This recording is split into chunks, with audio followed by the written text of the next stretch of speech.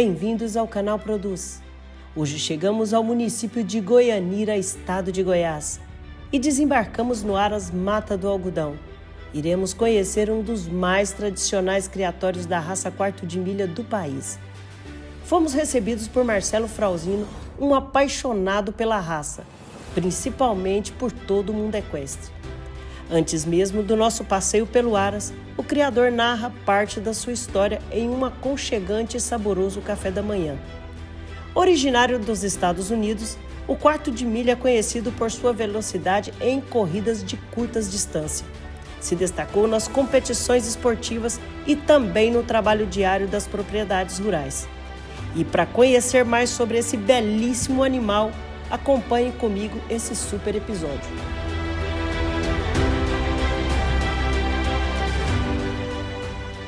Mais um episódio do canal Produz. E aí, para mim, especialmente, é uma alegria, porque eu estou aqui entre uma das minhas grandes paixões. E acredito que grande paixão da maioria do povo brasileiro. Aliás, não, mundial. Nós estamos falando da paixão equestre. E para falar um pouquinho sobre cada um desses animais que hoje vocês vão ver, eu estou aqui com o Marcelo Frauzino.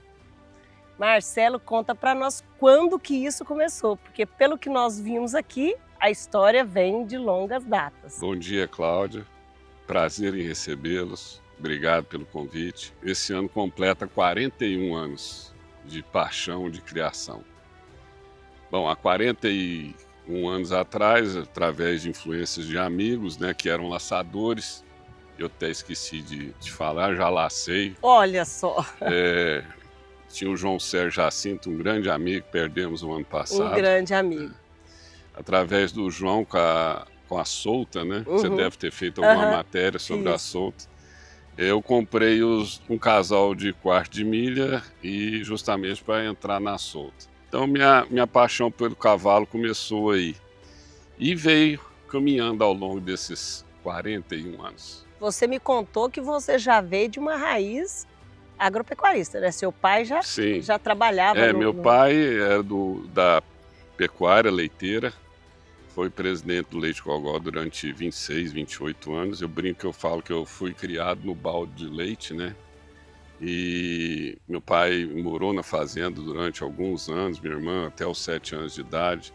Então tem essa origem, Então começou daí também, essa relação com o mundo rural. O que te trouxe para o mundo equestre, a criação de cavalos, foi o laço, foi a solta. Mas o que te motivou a continuar sendo um criador? A relação com os amigos, o meio, Você continuava convivendo e tudo levou a essa influência e o cavalo, ele é cativante. É a paixão à primeira vista. Você vê um animal, não tem como você não apaixonar, principalmente um animal de porte, um animal bem cuidado, bem zelado, Então essa relação, essa vivência começou e foi te cativando e a cada ano e passei começar a criar cavalos, através dessa relação com amigos. Iniciou-se como criador e se não como proprietário, porque eu digo que tem algumas categorias, tem o esportista, o proprietário de cavalo, o criador e o selecionador. Então eu fiz uma parceria com um grande amigo, peguei algumas éguas, um reprodutor, foi aí que eu me transformei, vamos dizer assim, como um criador de cavalos. E aí você participa de provas hoje? Hoje, entre os eventos da BQM, da LINC, que é a Liga Nacional do Cavalo de Conformação, que é a associação nossa do cavalo de conformação, que hoje meu plantel é 100% voltado para a conformação. Para os nossos espectadores que não sabem as modalidades, o que é a conformação? A conformação ela é a base dentro das 3 raças, quarto de milha, a Palusa e o Paint Horse. Ela é a base do cavalo, é a morfologia, é o padrão racial.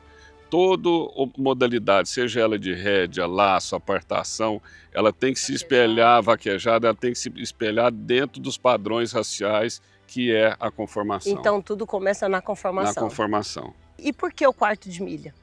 Bom, veio dessa relação, desse convívio, a docilidade, a índole, o trato dele com o meio rural, com a aplicação de vários esportes, né? E com isso, eu desde o início, logo quando eu deixei de laçar, eu fui para a conformação e comecei a participar de eventos, tantos eventos regionais, tanto a nível nacional. Infelizmente, hoje a gente praticamente não tem evento nenhum aqui no estado de Goiás. Já há alguns anos, eu diria mais de 10 anos, que os animais meus de prova, de eventos, eles ficam todos em São Paulo.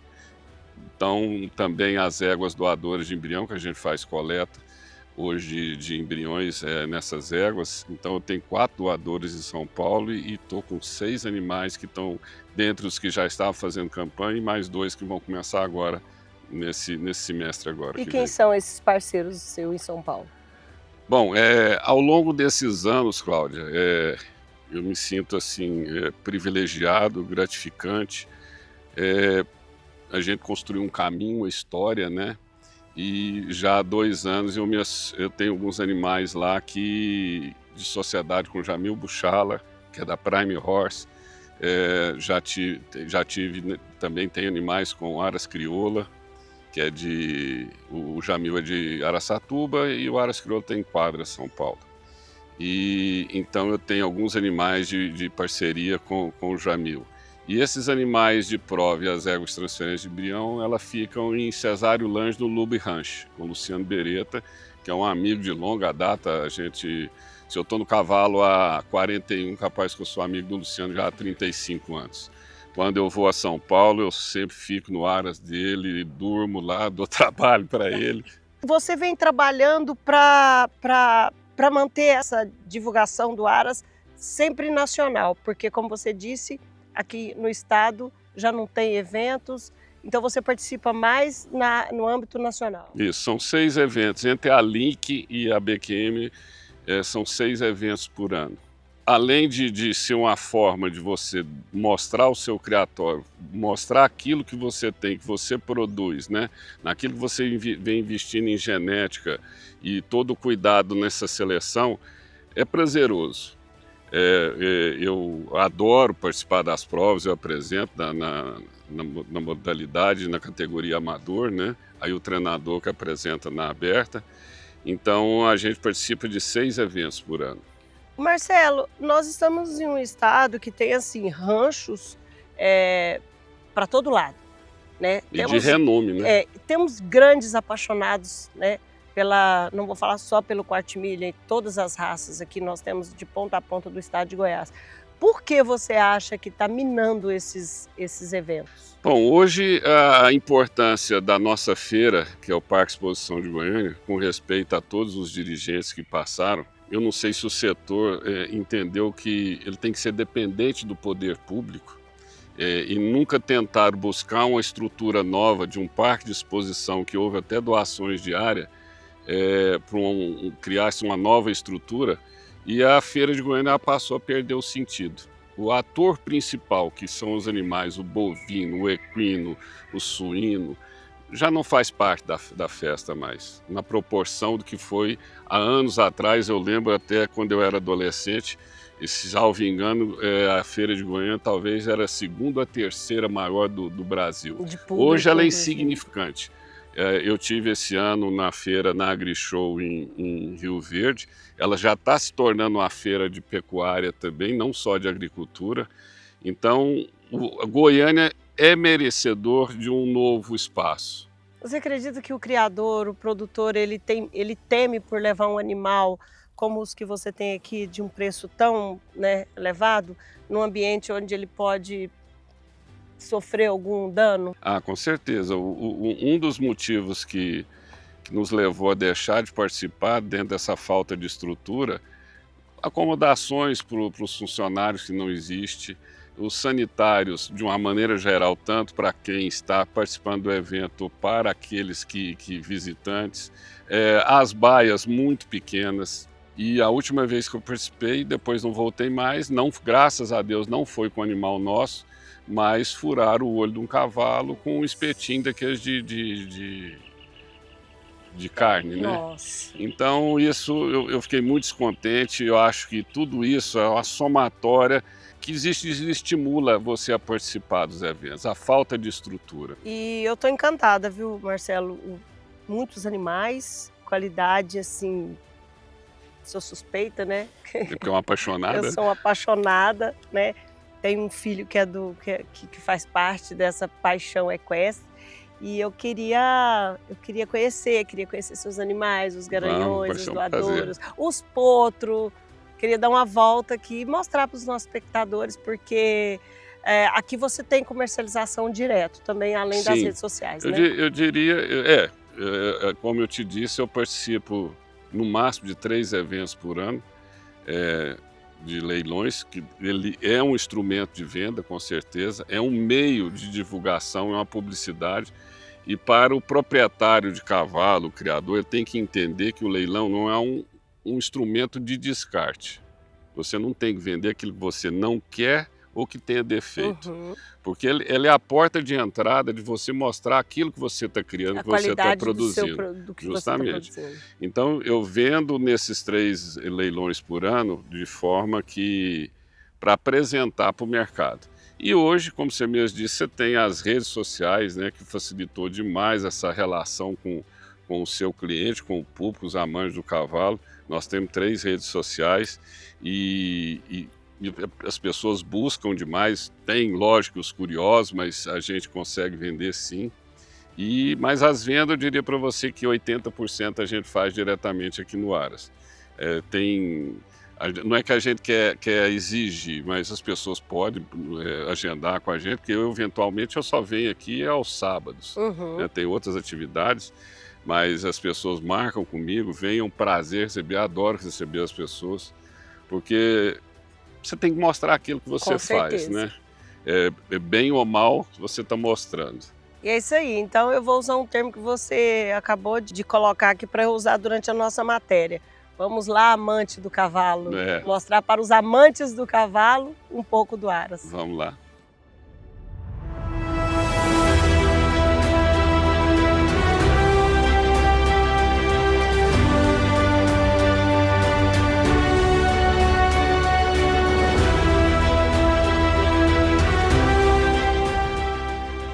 Marcela, agora sim nós estamos no nosso ambiente, né? Dentro da casa que a gente ama estar.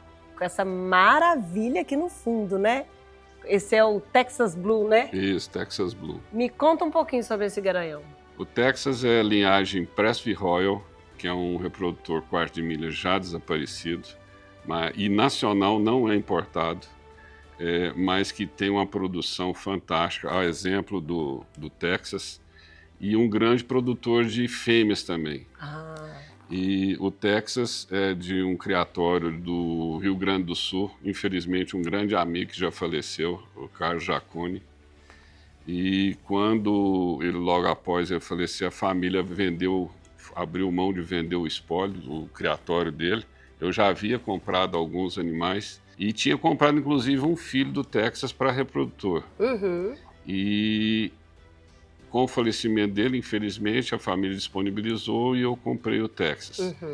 Como ele estava no Rio Grande do Sul e ele, como um gaúcho tradicional, ele quase não fez campanhas com o Texas. Ele vinha muito pouco nas feiras em São Paulo, que particularmente a gente participa, né?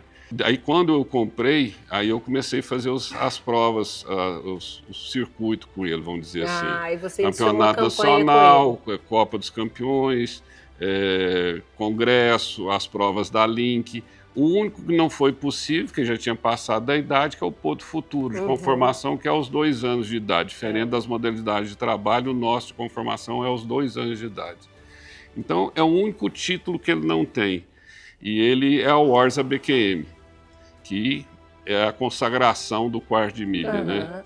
Então ele já foi ao Orsa BQM, tem filhos na reprodução, tanto fêmeas quanto machos já reprodutor, e é um excelente animal, de uma índole fantástica, muito tranquilo, calmo. E nós temos outro aqui, né, que é o Iron Soul Illusion. Esse aqui já é um pouquinho mais esquentadinho. Isso é personalidade. Como o próprio ser humano, nenhum é igual ao outro, né? ele toma antipatia por algum determinado animal, um não gosta do outro, faz amizade com o outro, então tem essas características também. E há alguns anos, com a troca de reprodutores, nós optamos por duas pelagens exóticas, né? Que é o palomino, que ele produz palomino, baio, cremelo, perlino, produz preto. E o airo, por sua vez, ele produz preto. Produz preto também. Você vai ter a oportunidade de ver o Iron. O Iron é Rosilho de preto, que é o Blue Rowan nos Estados Unidos, né? Que ele, na conformação no Brasil, ele é o único da linhagem que é Rosilho de preto azul. E o Rosilho ele produz Rosilho de castanho, Rosilho de alazão, ele produz Rosilho de palomino, baio Rosilho, produz palomino, já produziu palomino. Aí você fala assim, Marcelo, mas não produz o Rosilho de preto? Produz, só que é mais difícil. Você tem que achar a fêmea com a base preta, que no caso é a castanha, ou a égua preta.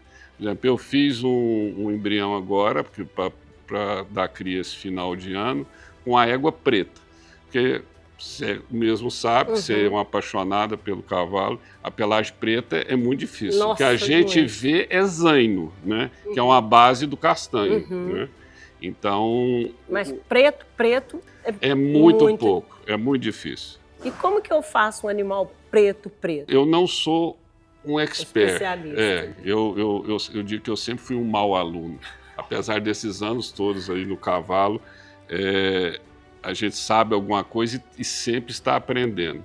O preto, ele tem que a base como castanho, você pode cruzar uma égua castanha com o preto ou com o outro preto, né? Mas a base é o castanho e o alazão. Há pouco eu falei para você que, apesar das duas pelagens exóticas que a gente tem aqui, dos dois reprodutores, mas a gente tem também cotas de 2 reprodutores importados que ficam em São Paulo. Quais são eles? É o Aculest, que é um reprodutor alazão, que é 7 vezes campeão mundial, que é um condomínio.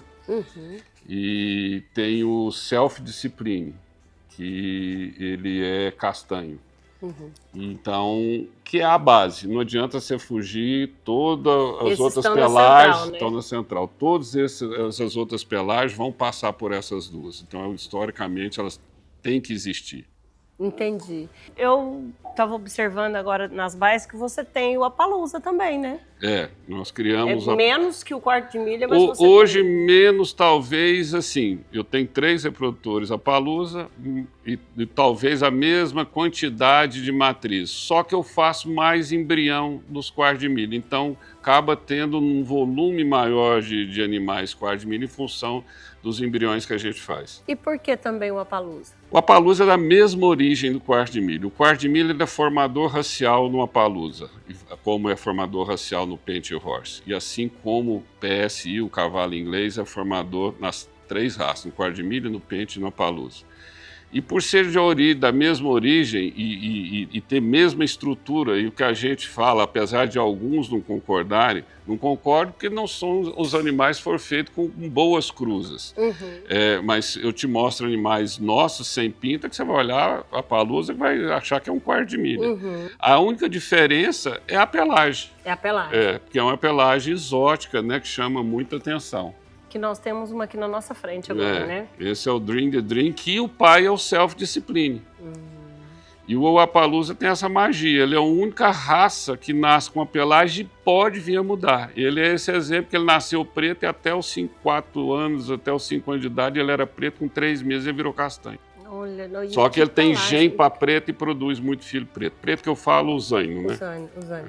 O Marcelo, você tem a venda de cobertura. Eu vendo coberturas por monta, sim, natural, por monta. Sêmen congelado, só que o sêmen congelado tem algumas regras para utilização e questão de envio também, porque é a questão de logística de aeroporto, que você tem que, a pessoa ou manda buscar, né? porque enviar o semi-congelado, no Brasil, você tem que ter um container específico, ou seja, um botijão específico para transporte. Tem companhias aéreas que ainda não aceitam. Que não aceitam. Então, esse transporte tem que ser via terrestre. Então, a gente vende tanto coberturas por monta natural, semi-a-fresco e semi-congelado. E todos os reprodutores têm semi na central. Todos os reprodutores são enviados para a central, lá na Cesário Lange, no Lube Breed, no rancho. Então, é tudo homologado, tudo certo. A gente vende para Uruguai, Argentina, Paraguai, Chile. É isso te perguntar. Você já saiu da fronteira Brasil, né? Já há alguns anos a gente vende não só animais, mas como semi. Agora, e você tem embrião também, que eu estou vendo que você está falando as éguas doadoras de embriões ficam lá em Cesário Lange, no Lube Breeding, e hoje está indo para 4 doadoras. São 4. Isso. É uma potra que vai entrar, até na verdade 2, porque uma já está em competição e vai continuar esse ano, então vão passar para 5 doadoras.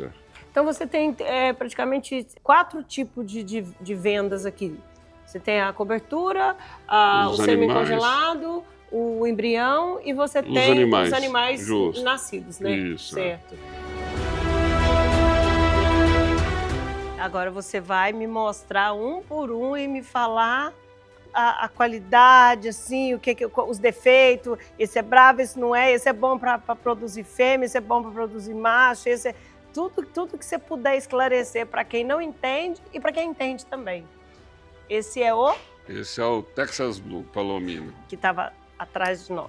Esse, na verdade, é o maior reprodutor que nós temos. Em tamanho e estrutura, ele é o maior. O Texas, ele tem 1,63 m, 630 quilos. Então, ele produz uma diversidade muito grande de pelagem. Texas produz palomino, perlino, baio, cremelo, preto. Ele é bem alto, né? Ele é bem alto. E forte, né? Qual que é a alimentação dele, o Marcelo? A alimentação é 1,5 kg 3 vezes por dia e feno à vontade. Suplementação não tem, somente na época da estação Texas, na época da estação de monta, que às vezes a gente dá algum suplemento vitamínico para poder entrar na estação. Eu não, apesar que ele não tem HSPP, mas eu não dou alfafa esporadicamente para algum animal. Porque nos animais de conformação tem essa doença que chama HSPP, que é excesso de potássio no sangue, você entendeu? Então os animais são positivos, ele não pode comer a alfafa. Que não pode. Ele tem hoje já um número de filhos. E o que é essa doença que você está falando? Ela, assim, vou dar um exemplo grosseiro, seria tipo uma epilepsia. O animal, apesar que ele não tem, por ser muito forte, muito grande, ele tem uma expansão de musculatura. O animal, quando é muito forte, ele tem o HSPP. Então, ele pode dar um ataque e cair duro. Nossa. E você tem como reagir a isso? Tem. E você tem que aprender a conviver com o animal. Por exemplo, eu tenho um reprodutor Appaloosa que é HSPP positivo e negativo. Quando ele é positivo, ele não pode entrar na reprodução. É proibido, tanto a fêmea quanto o macho. Mas você aprende a identificar o que irrita ele, vamos dizer assim. Por exemplo, o Top Goer, você mostrar um pito para ele, para poder colocar tosqueadeira, casquear, ele não gosta. Então tem um medicamento que chama Diamox, que é humano, inclusive. É um comprimidinho barato que a gente começa a dar durante uns 10 dias antes para fazer qualquer um desses manejos com ele. Então a gente já aprendeu a conviver com essa característica. E as baias, eu estou vendo que elas são bem limpas, bem cuidadas. Você tem muita preocupação com a higiene, A gente limpa diariamente, né, principalmente os coxos de água. A gente coloca sal mineral, tem essa preocupação tanto para os animais de pasto, as éguas, e os animais de baia também, que a gente tem o coxo de água, o coxo de sal e o coxo de ração. Há uns tempos atrás eu fiz uma filmagem aqui e mostrando os animais comendo feno no chão. Muita gente me questionou. Vai comer a palha, por que você usa a palha? Eu falei, em Goiás não se tem serragem de pinos. Então a gente aqui, a opção que se tem é a palha. Mas o animal aprende a conviver com ela, ele não come a palha. E é da natureza do animal ele comer pastando, com a cabeça baixa. Com certeza. Então nós já abolimos aquela cestinha, eu tinha as manjedoras na parede, nós tivemos acidente com a cestinha, tivemos problema com a manjedoura, e depois que adotamos comer no chão, ele não come a palha. E é você trabalhar. Porque se você trabalha o animal esticando o pescoço para cima, você está agredindo a vértebra dele. E tirando a característica Justamente, dele de comer. Justamente. Esse é o Iron Soul Illusion. Esse é um reprodutor de uma pelagem, vou dizer, basicamente única na conformação. Não existe outro no Brasil. E ele dá uma diversificação muito grande de pelagem também. E com esse aqui eu consigo fazer um preto? Consegue. Mas vou depender da matriz. Eu tenho zainos dele, eu tenho turdilho, já nasceu até baio dele, já nasceu preto, já nasceu castanho. Marcelo, se eu quiser um animal para mim, mas para o meu lazer, para eu montar, e eu quero ele com essas características, você consegue de aqui, morfologia. De morfologia, você consegue me atender? Muita gente fala assim, mas o cavalo de conformação para que serve? Ele serve para tudo. Lógico que, por exemplo, uma apartação... Você falou, essa é a base, né, para uma apartação e uma rédea, a morfologia dele, a estrutura dele é um animal muito grande, muito alto. Como é que você vai trabalhar um animal apartando, agachando quase que o joelho no chão? Não é para isso, né? Mas vaquejada tem, laço tem, rédeas, você tem alguns animais de porte... Já dá, né? Já dá. Então, assim, vai demandar mais tempo. Você tem que ter um domador que tenha paciência. Se você tem uma doma de 1 ano, vai demorar 1 ano e meio. Você entendeu? Agora, vai depender dessa característica de você ter um treinador, um domador que vai ter paciência de trabalhar o animal. Da mesma forma que várias modalidades, você coloca um animal de linhagem de trabalho e não vai virar. Né? Então, nós temos essa questão. Agora, sem dúvida, o que precisa se entender é que a conformação é a base de todas as outras linhagens. É a base do animal. É a base do animal. Então, aquela foto que tem do padrão racial do quarto de milho, das outras raças irmãs, é espelhada no cavalo de conformação, da morfologia do cavalo.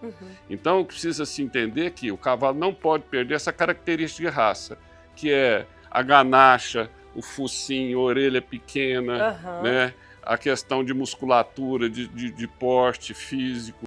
Esse é uma palusa.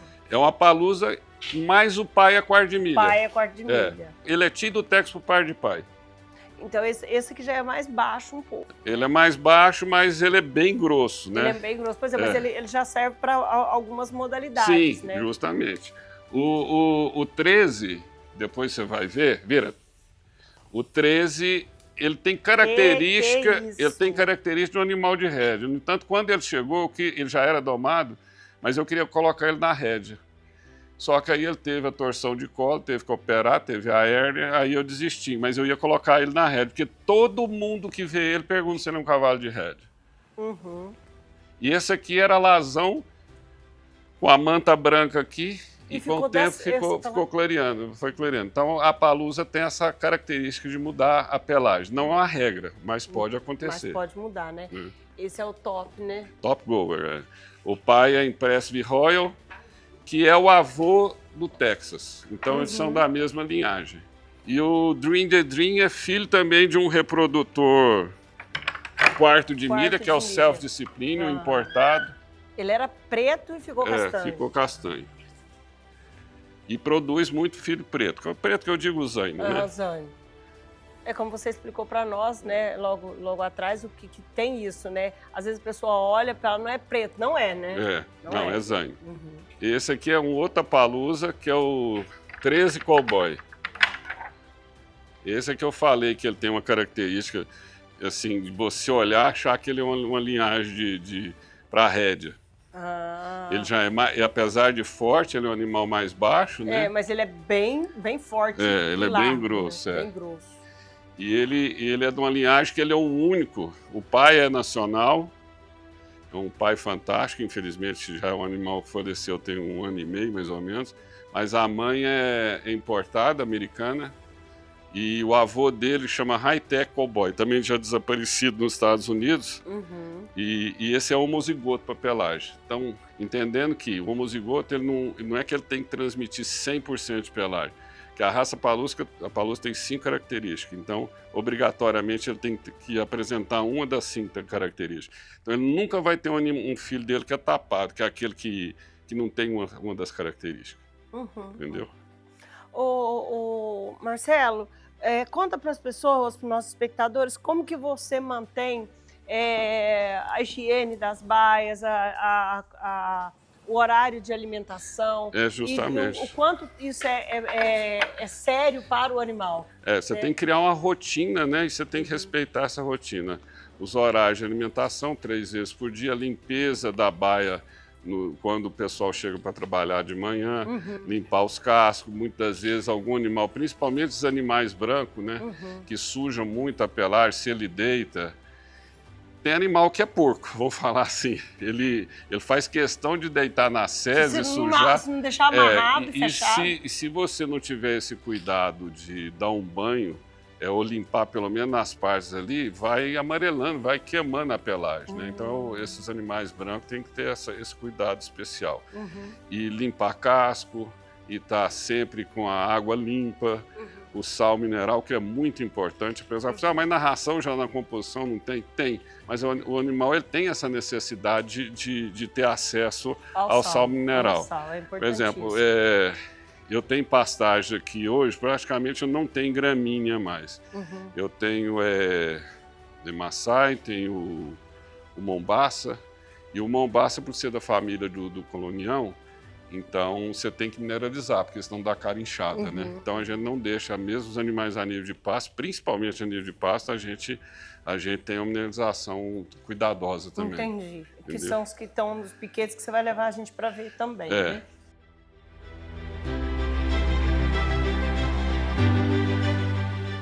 Agora nós saímos dos Garanhões e estamos aqui na meninada, né? São nos potros desmamados, já tem uma égua parida, né? Esse que está do nosso lado tem quantos dias? Tem 3 dias de que nasceu. Hoje está fazendo 3 dias.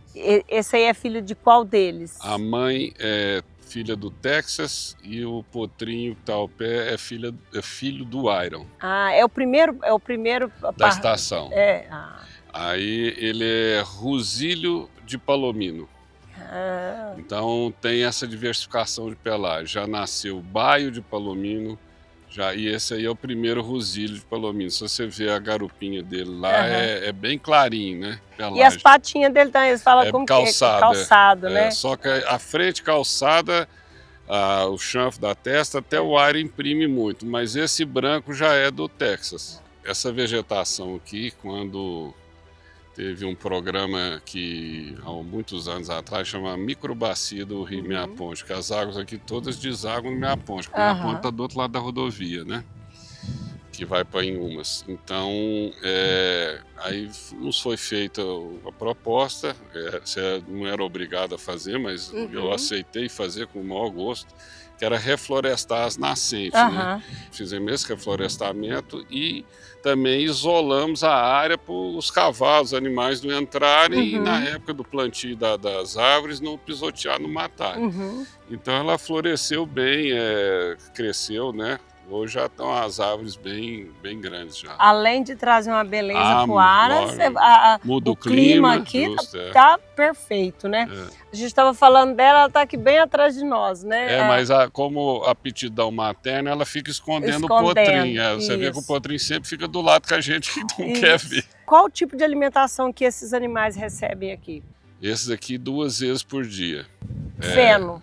Não, feno e ração. Esses que estão na porta, todos recebem ração. Todos recebem. Somente as éguas que estão a pasto, agora, quando realmente secar, porque esse ano choveu bem, né? A chuva prolongou. A hora que acabar a pastagem, a gente entra com suplementação de ração. Você feno, não traz elas para cá? Não, fica toda a pasto com ração. Uhum. Agora, essa semana, dentro de umas 2 semanas, vou mudar elas para o piquete da entrada que caiu a semente já, que é um piquete de Maasai, Uhum. que o Maasai você não pode deixar pastejar quando tem semente para dar cólica. Ah, tá. Ele dá cólica no animal se ele Isso, comer a semente. Então, mas esse da porta aqui são suplementados com ração e feno. Tá. E quando a égua tá bem próxima de parir, ela vem para esses piquetes aqui de porta. E essa aqui especificamente, nós entramos com suplementação com soja também, mesmo dando a ração, nós entramos com soja e alfafa. Ela estava com pouco leite, então para poder estimular a descer, né? E entramos com Hemolitan também. Então, a hora que ela estabilizar, aí você já pode suspender. Também essa complexo de vitamina é poucos dias, né? Ô Marcelo, eu desconhecia essa questão da soja. A soja é bom para leite, E como que você dá ela? Você coloca ela na ração. Mas você vai desbalancear a ração? Você pode até perder um pouco do balanceamento da ração. Você põe ela quebrada? Não, ela é farelo, né? Ah, eu compro farelo, é farelado, então. É farelo de soja. O farelo de soja para as éguas é excelente. Que estão amamentando. Que estão amamentando. Então tem essas características, por exemplo, farelo de algodão você não pode dar para reprodutor, porque ele prejudica a reprodução, na reprodução do macho. Olha que curiosidade. Agora as éguas, a soja ajuda muito. Na questão do leite, principalmente. Isso. Que bom saber, olha, e a alfafa também, né? Uhum, a alfafa tem um teor de proteína alto, então a gente entra com alfafa também. Maravilha, nossa, muito bom saber.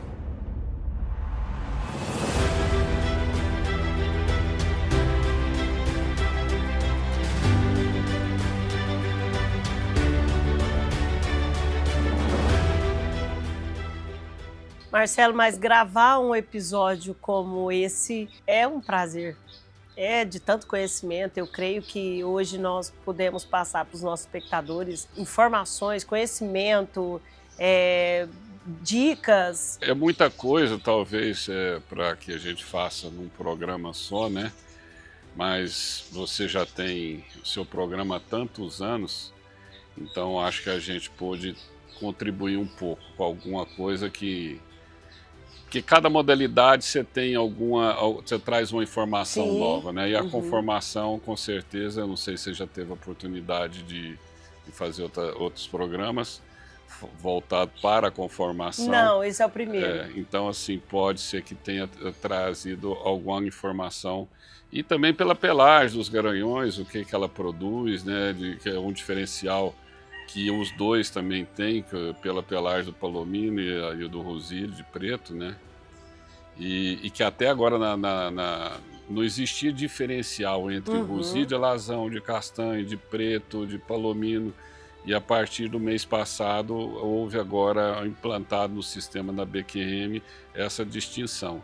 Inclusive todos os reprodutores agora, para essa nova estação que se inicia agora em julho, eu tenho que pedir revisão do garanhão, do Iron, porque se na hora que for comunicar, não vai entrar no sistema. Eu tenho que gerar um novo documento para ele. Os animais, os filhos dele que já estão em pista, fazendo campanha, automaticamente, a hora que o animal vai adentrar no evento, na prova da BQM, a própria inspeção, o inspetor já fez essa modificação, identificando qual tipo de pelagem que é. No caso, tem uma filha dele lá, que é rosilha de castanho, teve uma outra que não é minha, foi de embrião comprado, que é uma baia de rosilho. Então, esses animais que já foram em pista foram automaticamente ajustados, corrigidos pela essa nova determinação da BQM. Assim, a propriedade muito bem cuidada, você é muito criterioso, você traz uma mistura de rancho, mas rancho brasileiro mesmo, né? A maioria deixa o rancho um pouco mais texano, você fez um rancho, né? É um pouco de tudo, né? Eu tento, não tem nada de sofisticado, realmente foram com a evolução do tempo, a gente foi adaptando, fazendo as coisas, tentando ajustar, adequar aos animais, né? E trazendo também um pouco de natureza. Eu gosto muito de planta, eu acho que não só embeleza, enriquece, agrada muito o ambiente, né?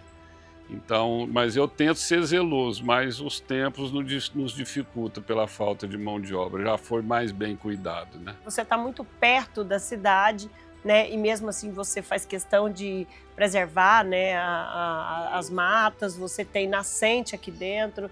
Então a sua preocupação, né, não é só um aras de negócio, mas você tem aqui um canto, né, um recanto harmonioso, que é um rancho com uma natureza realmente encantadora. É cuidar do meio ambiente do qual a gente está convivendo e tirando um pouco dele. Então, eu acho que isso é uma forma não só de preservar, mas devolver também para o meio daquilo que a gente está usufruindo, né? E falar do tema conformidade também sai um pouco do que a gente vê todos os dias aí, que é pista, pista, pista, pista de laço, pista de rédea, vaquejada. Então, nós estamos falando de um tema que eu acredito que a maioria dos espectadores, porque é um programa de diversas culturas, raças... E a conformação, Cláudia, há alguns anos para cá, houve um adendo do Performance Halter.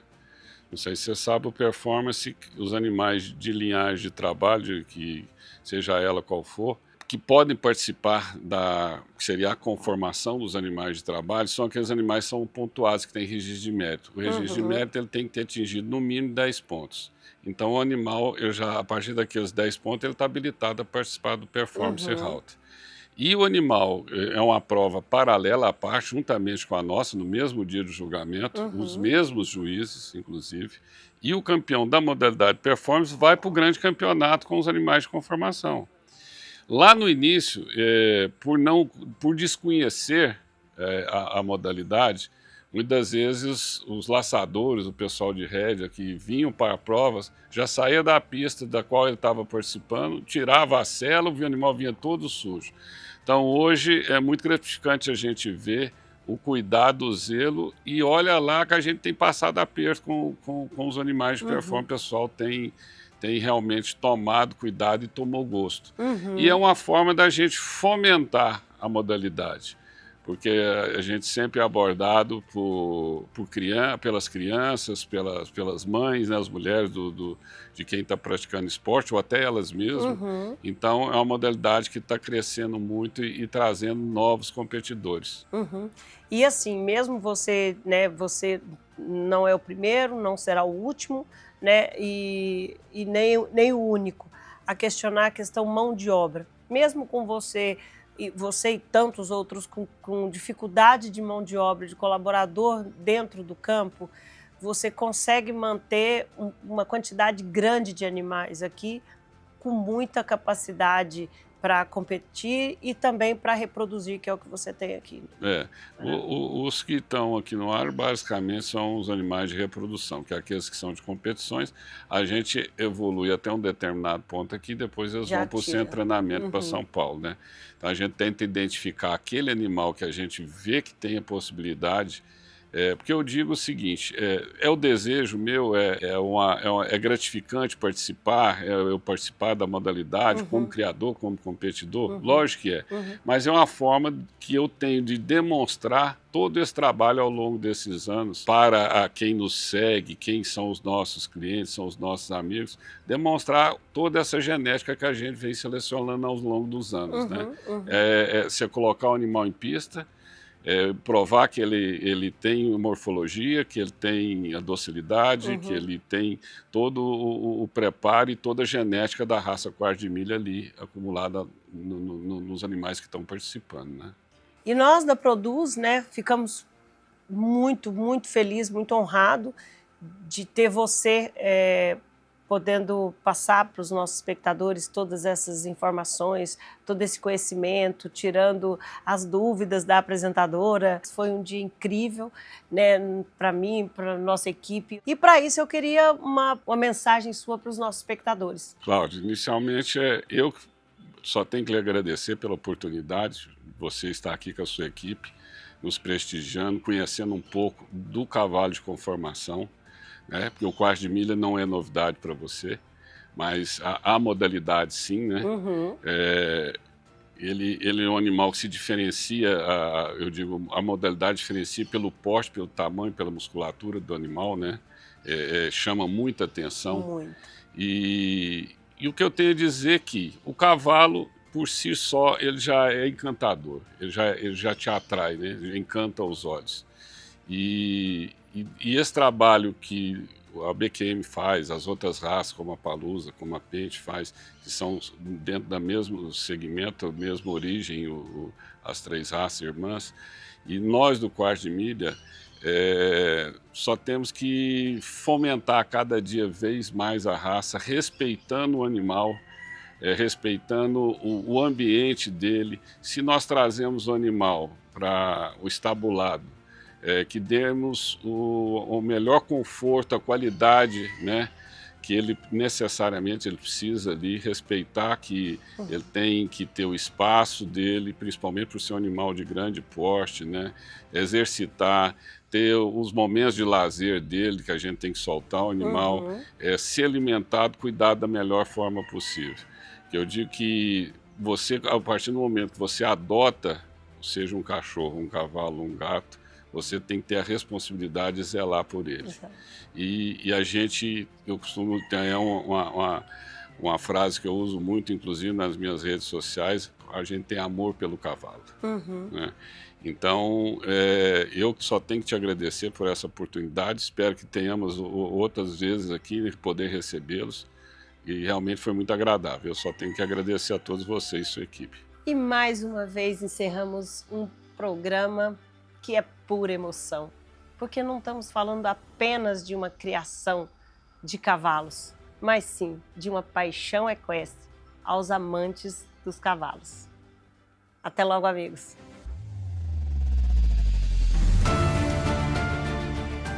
E assim finalizamos mais um emocionante episódio do Canal Produz.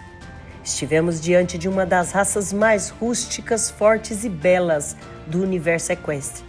Aprendemos sobre o temperamento dos animais, amigável, equilibrado e de excelente aptidão materna com fácil manejo. Marcelo Frauzino não escondeu o brilho nos olhos ao contar sua história, tanto como competidor, mas principalmente como criador. Vivenciando há 40 anos com esses animais, afirma que aprendemos muito mais com eles. Certo de que o Quartzo de Milha cresce acelerado a cada dia, não poupa os investimentos de garanhões e doadoras. Agradecemos a Deus por nos permitir esse dia incrível ao lado de animais excepcionais. Agradecemos ao criador Marcelo Frauzino por nos abrir não só a porteira do Aras, mas principalmente do coração e contar sua história.